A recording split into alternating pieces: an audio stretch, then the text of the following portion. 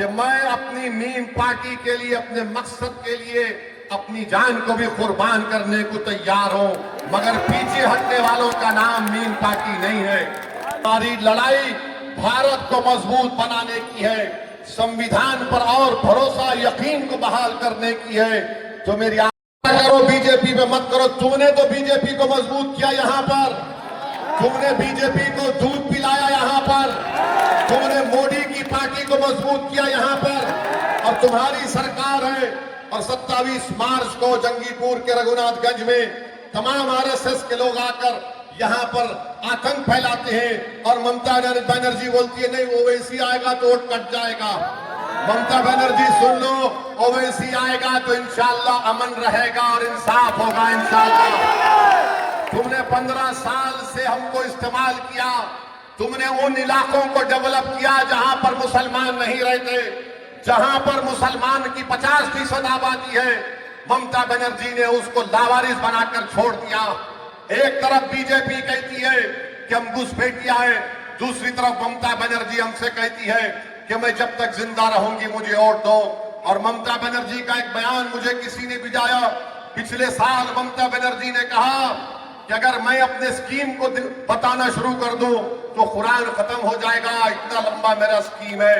ममता बनर्जी, अहंकार का तुम शिकार हो चुकी हो, तुम अहंकार में डूब चुकी हो, तुम नहीं जानते कुरान क्या है। कुरान इंसान का लिखा हुआ कलाम नहीं है, ये अल्लाह का कलाम है। ममता बनर्जी, तुम अहंकार में डूब कर इस तरह की बकवास कर रहे हो।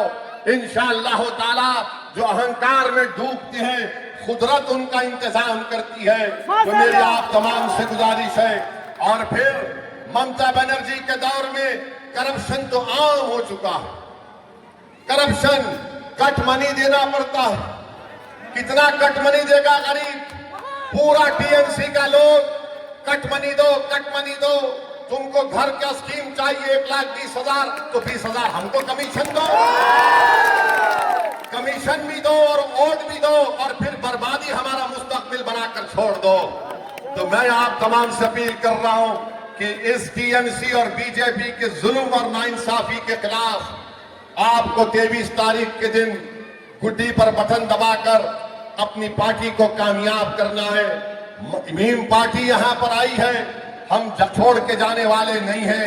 ममता बनर्जी और टीएमसी और बीजेपी, उनके पास ताकत होगी, मगर याद रखो अगर भारत में किसी सरफिरे का नाम है तो असदुद्दीन ओवैसी है। मैं हमेशा कहते आया हूं कि मैं अपनी मीम पार्टी के लिए, अपने मकसद के लिए अपनी जान को भी कुर्बान करने को तैयार हूं, मगर पीछे हटने वालों का नाम मीम पार्टी नहीं है। हम हरगिज पीछे नहीं हटेंगे। हमारा मकसद यह है कि भारत को अगर मजबूत बनना है, भारत को अगर ताकतवर बनना है, तो भारत के 14% मुसलमानों को पिछड़ा रखकर, गरीब रखकर, तालीम से महरूम करके, उन पर जुल्म करके हम भारत को ताकतवर नहीं बना सकते। हमारी लड़ाई भारत को मजबूत बनाने की है, संविधान पर और भरोसा यकीन को बहाल करने की है। तो मेरी आप तमाम से अपील है कि मीम पार्टी को 23 तारीख के दिन आप अपने के कोड का इस्तेमाल करिए। डरने और घबराने की जरूरत नहीं है। आप बताइए हमको, अगर जिस पोलिंग बूथ पर आपको लगता है कि यहां पर टीएमसी के लोग कुछ गड़बड़ कर सकते हैं, तो हम बताएंगे यहां के चीफ इलेक्टोरल ऑफिसर को कि वहां पर मौसर इंतजाम किए जाएं। तो मेरे अजीज दोस्तों और बुजुर्गों, मैं आप तमाम से इजाजत चाहता हूं और इस उम्मीद पर आज जा रहा हूं कि 23 तारीख के दिन आप तमाम लोग अपना एक एक वोट मीम पार्टी को गुड्डी के निशान पर देंगे। और मैं अपनी बात को खत्म करता हूं, आप मेरे साथ नारा लगाइए, नारे तकबीर, नारे तकबीर, नारे तकबीर।